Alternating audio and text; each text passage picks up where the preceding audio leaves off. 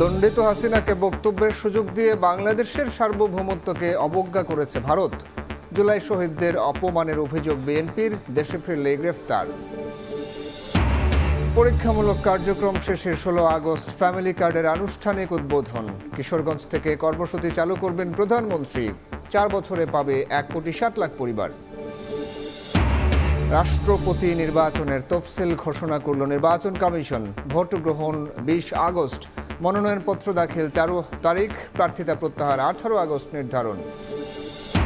কারিগরি ত্রুটি সারিয়ে 2 সপ্তাহ পর জাতীয় গ্রিডে গ্যাস সরবরাহ শুরু। 2 থেকে 3 দিনের মধ্যে পরিস্থিতি স্বাভাবিক হওয়ার আশা জ্বালানি মন্ত্রীর। পাম্পে কমেছে যানবাহনের চাপ। এবং জ্বালানি সংকট, দ্রব্যমূল্য নিয়ন্ত্রণ সহ নানা দাবিতে 11 দলের নতুন কর্মসূচি। 5 সেপ্টেম্বর থেকে লং মার্চ।